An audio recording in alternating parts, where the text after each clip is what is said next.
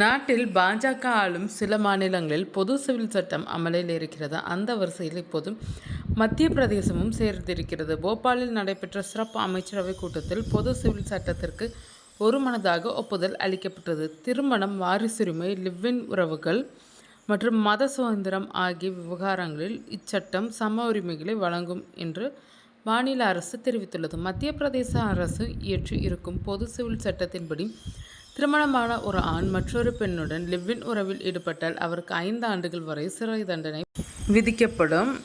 இந்த சட்டமானது அனைவருக்கும் சம உரிமையை உறுதி செய்வதற்காகவே இந்த பொது சிவில் சட்டம் கொண்டுவரப்பட்டுள்ளது என்று முதலமைச்சர் மோகன் யாதவ் கூறினார். அவர் மேலும் கூறுகையில், பொது சிவில் சட்டப்படி வாழ்க்கை துணை உயிருடன் இருக்கும்போது ஒரு திருமணம் மட்டுமே அனுமதிக்கப்படுகிறது. சட்டப்பூர்வ நடைமுறைகள் மற்றும் நீதிமன்ற தீர்ப்பின் மூலமாகவே விவாகரத்து செல்லுபடியாகும். திருமணத்திற்கான குறைந்தபட்ச வயது ஆண்களுக்கு 21 ஆகவும் பெண்களுக்கு 18 ஆகவும் நிர்ணயிக்கப்பட்டுள்ளது. மேலும் ஊராட்சி முதல் மாநகராட்சி வரையிலான அனைத்து நிலைகளிலும் திருமணங்களை பதிவு செய்வது கட்டாயமாக்கப்பட்டுள்ளது.